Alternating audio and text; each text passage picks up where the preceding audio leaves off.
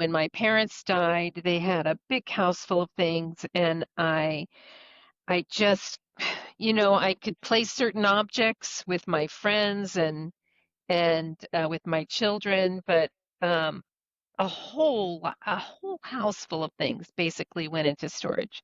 And usually the first month in a storage unit is $1.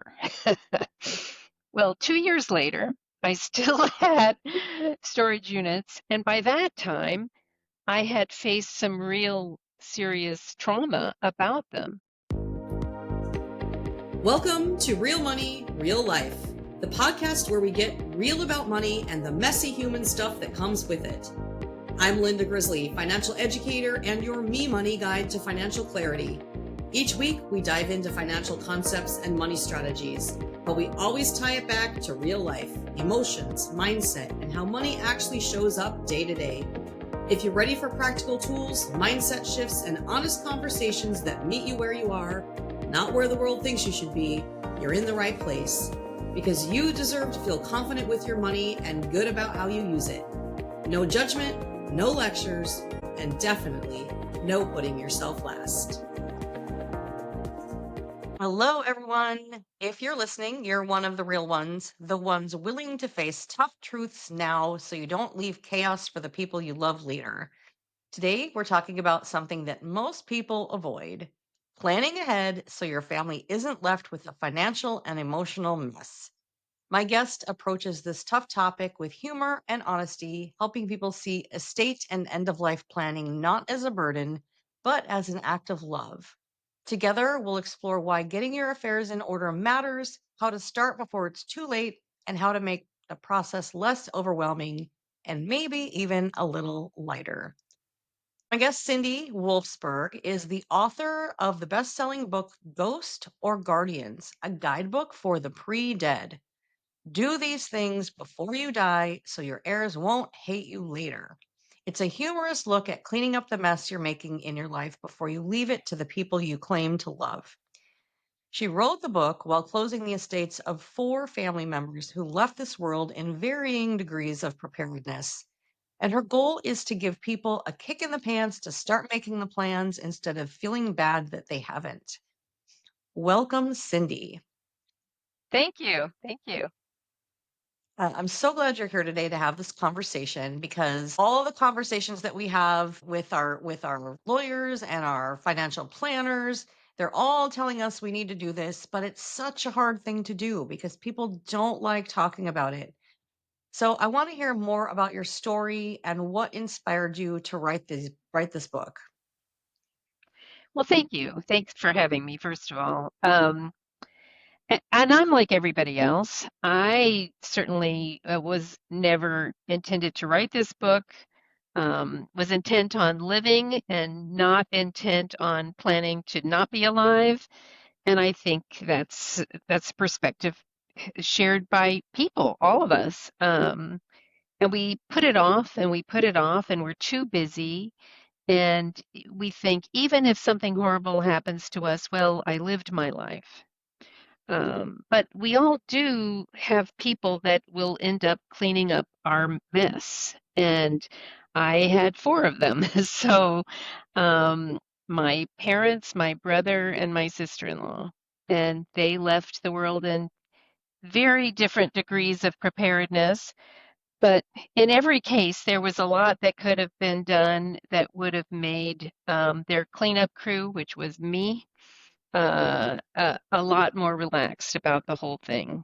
Um, so, I mean, I think people avoid it because it's the whole mortality thing. And nobody wants to think about it. Nobody wants to spend time about it. And that's why on the cover, a guidebook for the pre-dead, at some point, we really need to think of ourselves that way and put a little chuckle onto it. Um, and I always wrote just to get over myself and help give myself perspective. So this was no different. As I was going through closing these estates, I would come home and write about it. And eventually, some humor started to seep in, like, what if they did this, left this mess in this particular way because they were really mad at me for some reason. The idea being that if you are really mad at people, you can deliberately leave quite a mess in a particularly complicated way. So each chapter closes with sort of a challenge there. Would you like to be a ghost or a guardian? And if you want to be a ghost, then have some fun with it. But if you want to be a guardian, then you need to get busy.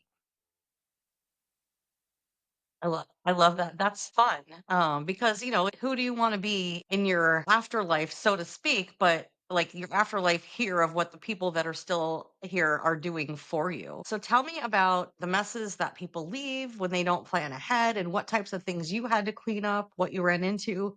Maybe not yours personally, but I'm sure you've had lots of other stories you could share too.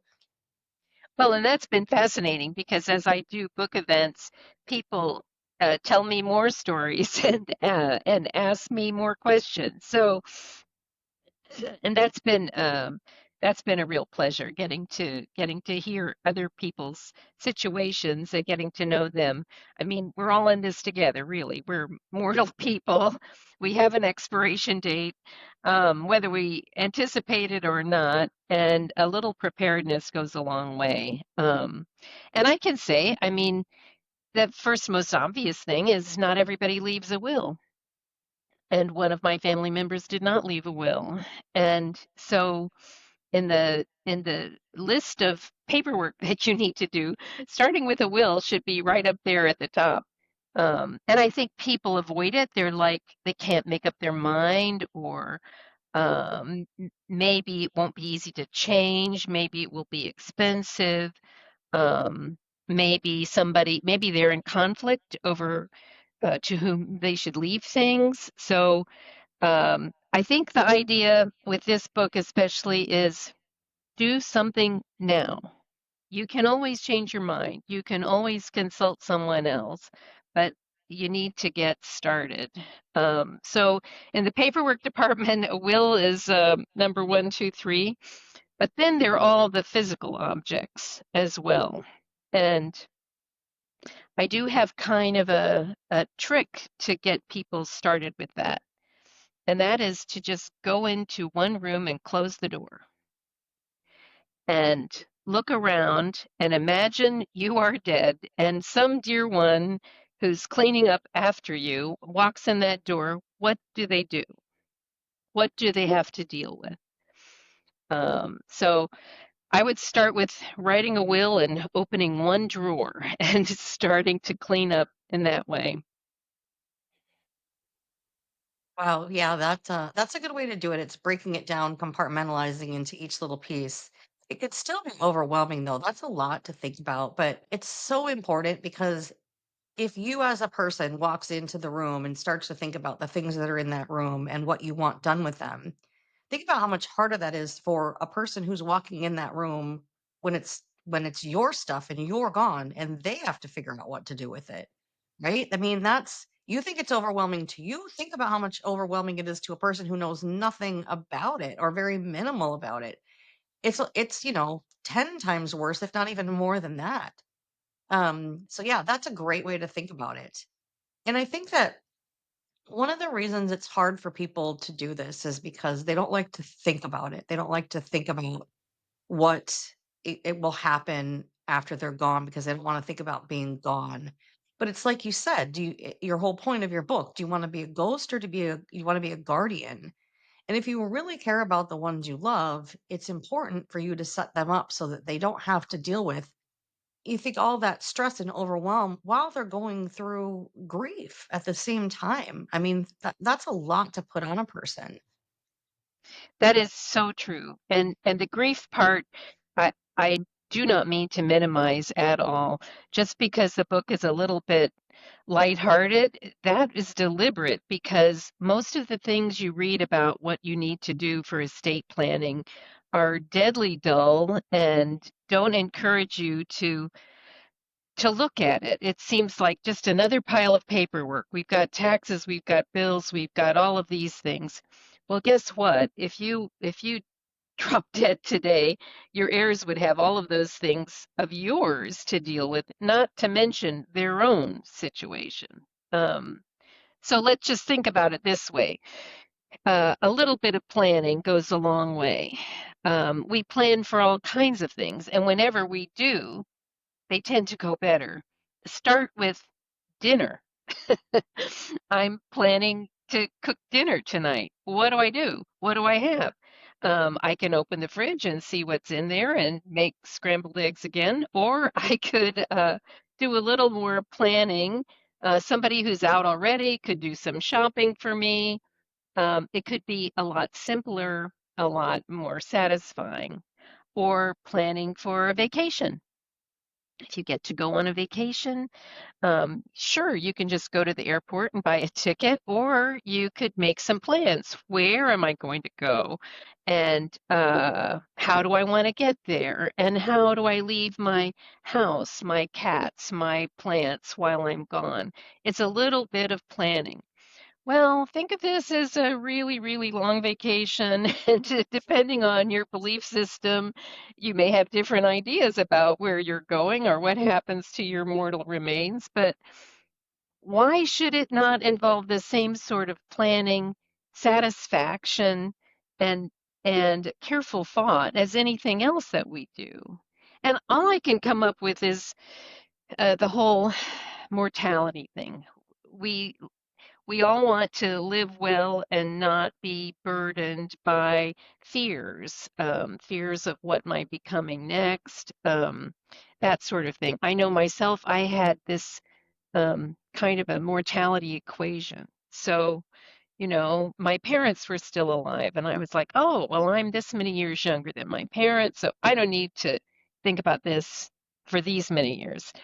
And then my brother was 6 years older than me. So as long as he was alive, I'd like, well, he's doing okay. So I don't need to think about it at all. But the reality is that we are all mortal beings. And the odds are you're going to leave a lot of hard work for people that you claim to care about. And if I could just take a minute, this will boil it down for you, I think. This is something I really did, and it's the introduction to the book. Oh, please share. Before, thank you. Before every child-free vacation, I placed this letter on my desk. If you are reading this, I am not going to be able to help you with the mess I have left behind. I am so sorry for burdening you with piles of papers, hoarded possessions, and unidentified family photos that could take a lifetime to sort through. You don't have to do it.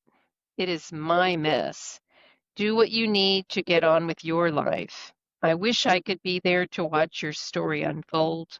That would be my greatest joy. I love you, Mom. That is a real thing. I traveled a Oh, lot for work, and I left that letter on my desk and hoped and prayed that my children never had to read it and never had to say, "Oh my goodness, she thought about it, but she didn't do anything about it." no. So it took you taking care of four other family members' mess to finally get your kick in the pants to get your own stuff done. It's true. It's true. And And and now, it's a never-ending job, as you know. I mean, we keep taking pictures, we keep changing our estate documents, we keep buying things for our home.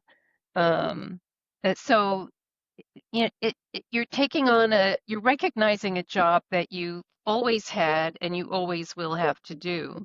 But if you can just neaten it up a little bit, it makes an awful lot of difference. yeah, absolutely. Now you have the book, which is meant for people to read to give themselves a kick in the pants, but there's also a workbook that goes with it. Is that what I saw? There's a workbook for it. And I'll tell you what I do is I have the workbook and the book on my desk. And so if I open the workbook, um, let's say I'm changing the codes to my house, my garage door codes, my front door codes, those sorts of things. There's a section in the workbook, and I just fill it out while I'm doing that. If I have it right on my desk, it's easy. If I'm doing something with my insurance documents, well, I can write it all down.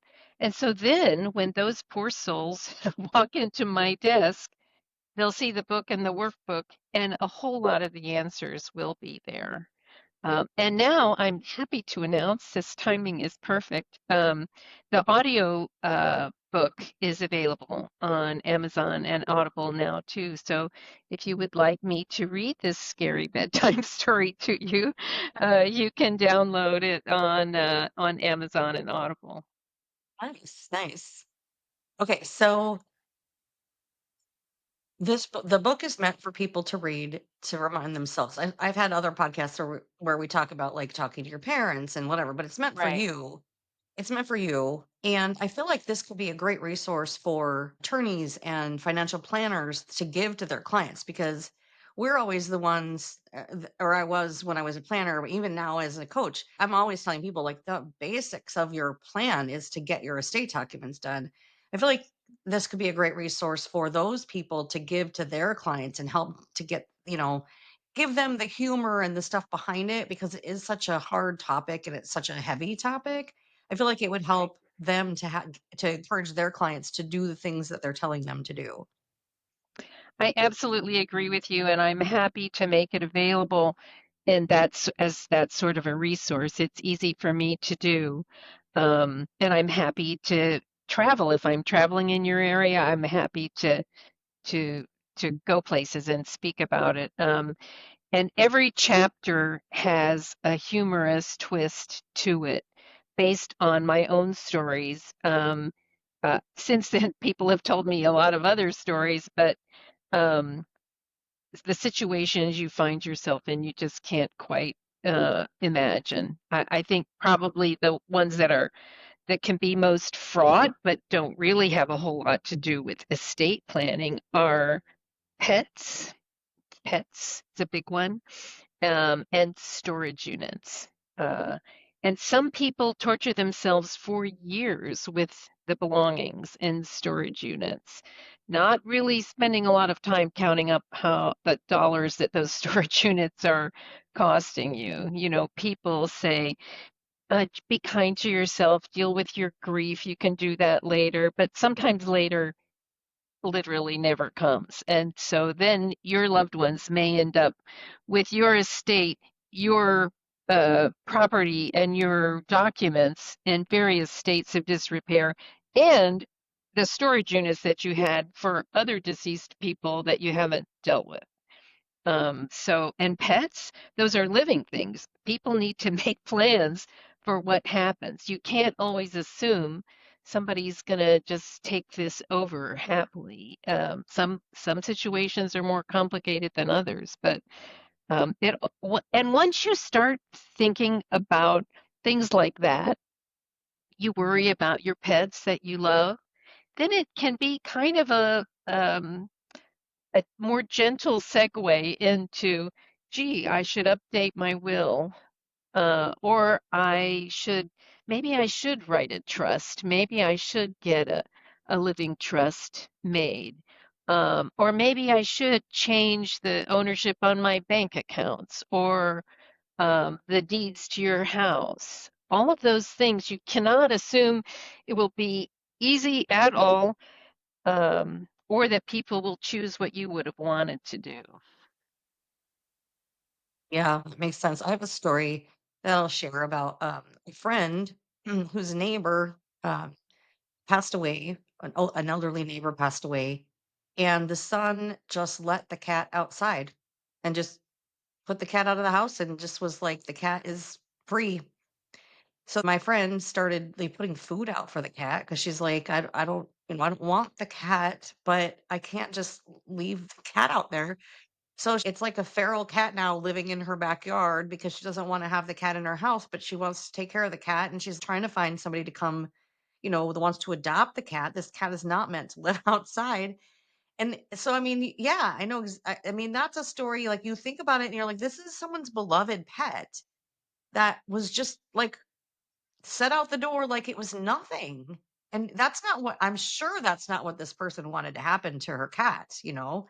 I'm absolutely Right. 100% sure that's not what she thought was going to happen. She probably figured that her son would find a home for it or do something, but all he did was kick it out the door.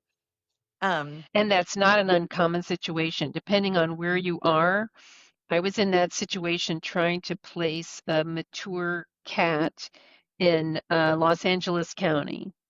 Well, there's a whole lot of stray cats in Los Angeles County, and it took an extraordinary amount of time to place the cat. The cat that had been so amazing and slept by my loved one on her very last days at the hospice. I mean, they let the cat into the hospice and they kept it there after her passing as well until I could get this cat placed. I mean, so a pet that was so comforting to her and so treasured. No, not just going to put it out the door and say thanks. We're no, done with you now. So, yeah, yeah. So give us some other examples of stories, whether they're in the book or other stories that you've heard, because I think people really resonate with stories, and maybe that's part of what helps them get that kick in the pants is these stories like this. So what other stories do you have to share? well, I'll share a little bit about storage units because that was my own personal challenge for sure. I mean, when my parents died, they had a big house full of things, and I just, I could place certain objects with my friends and with my children, but um, a whole house full of things basically went into storage. And usually the first month in a storage unit is $1. Well, 2 years later, I still had storage units, and by that time, I had faced some real serious trauma about them. One day I showed up at the storage unit and there was a sign on the wall that said, "Let us know if there's been any damage. We had a pipe break in the floor above."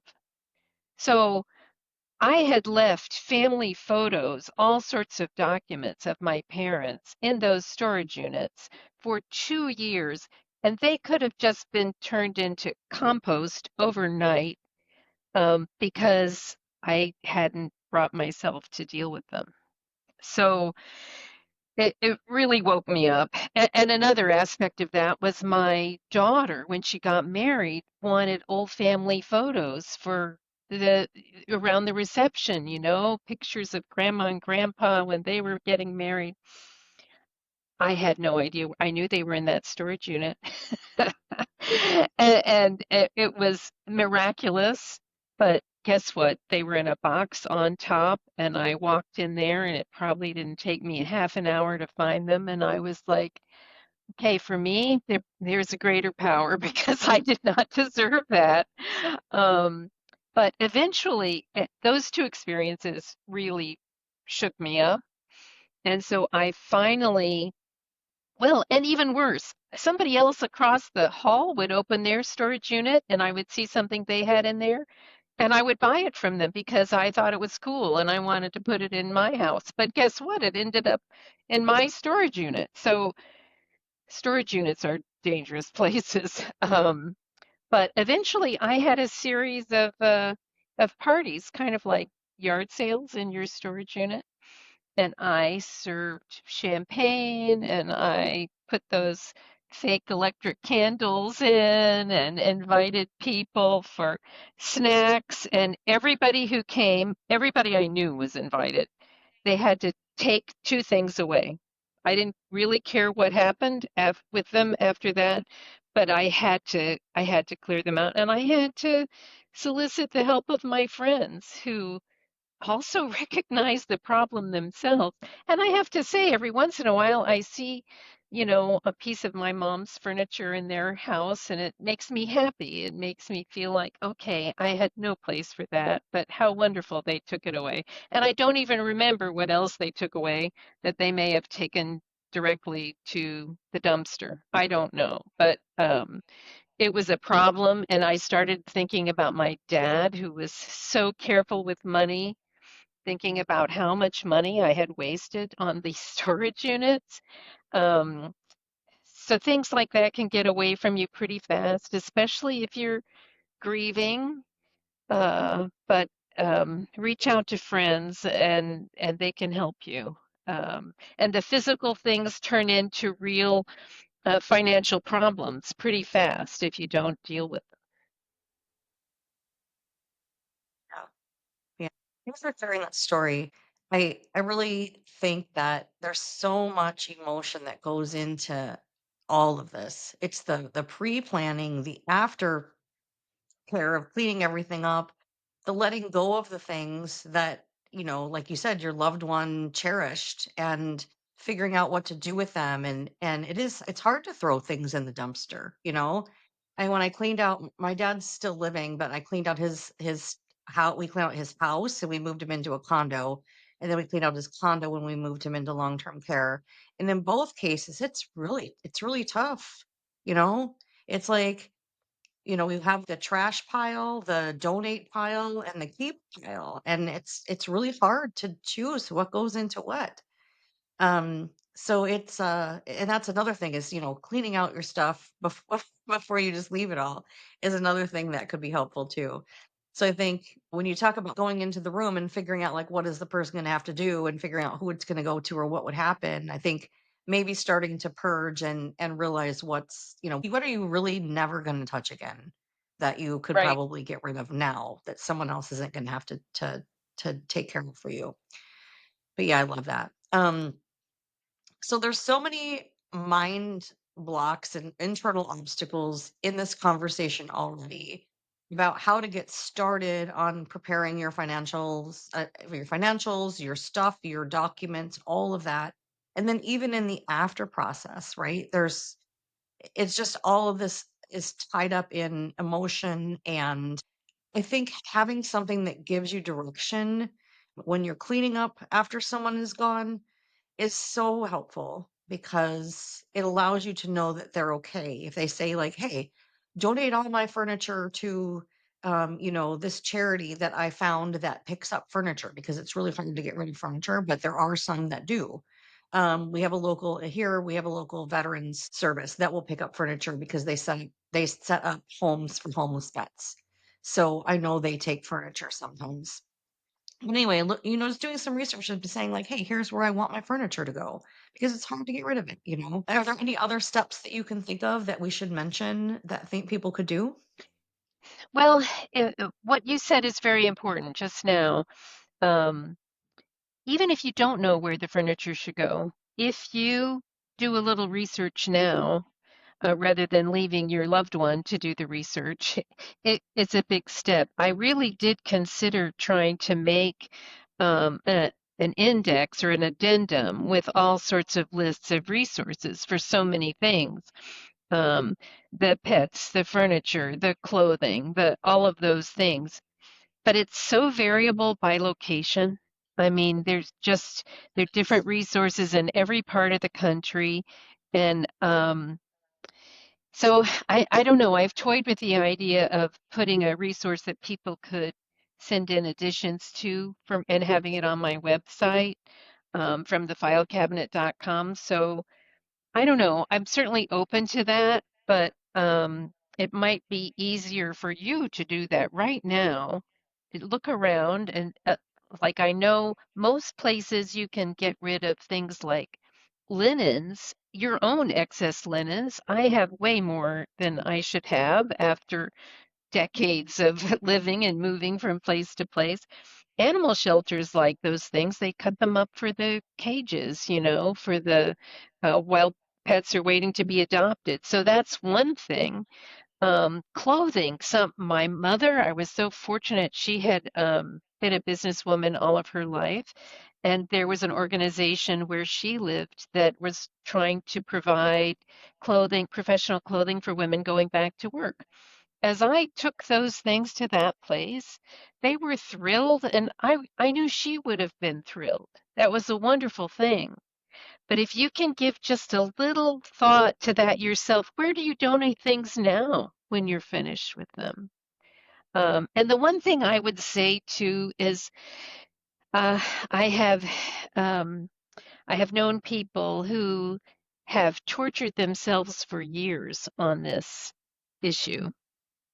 The estate may be closed, the will may be settled. If there was probate, it's all over. The money may be dispersed, and there's still a lot of things that they have not been able to deal with.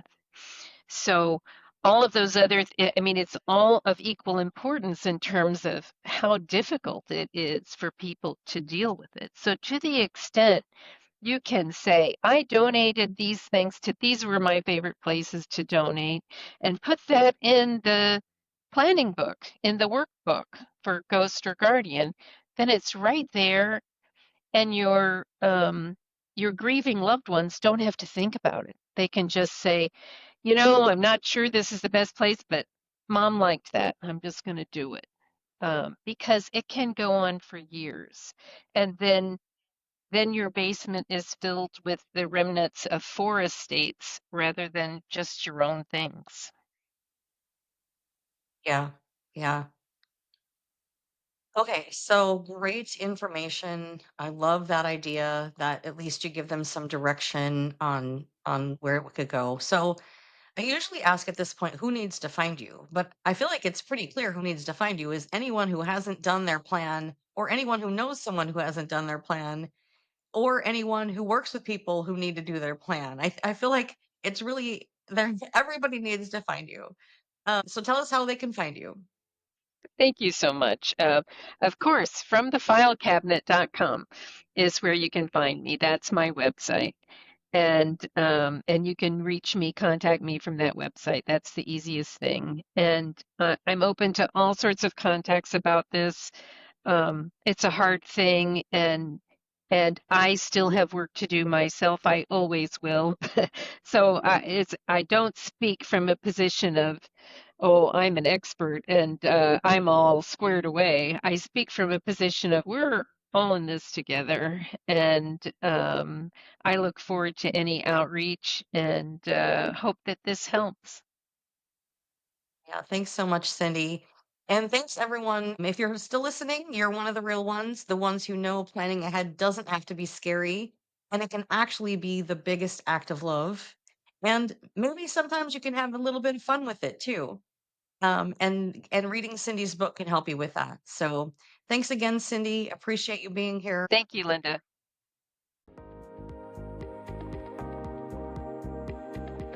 Thanks so much for listening to Real Money, Real Life. Want to see what's blocking you from financial confidence or discover your money personality? Head to the resources page at lindagriz.com for our free quizzes. That's LINDAGRIZ.com/resources. If you're loving what you're learning, be sure to subscribe and leave a review. I'm your Me Money Guide to Financial Clarity, Linda Grizely, and I'll catch you next time as we talk more real money, real life, because you deserve to feel confident with your money and good about how you spend it. The content shared here is for educational and entertainment purposes only. It is not financial, tax, legal, or planning advice and does not constitute therapy or mental health counseling. Please consult an actively licensed and qualified professional for advice or help specific to your situation.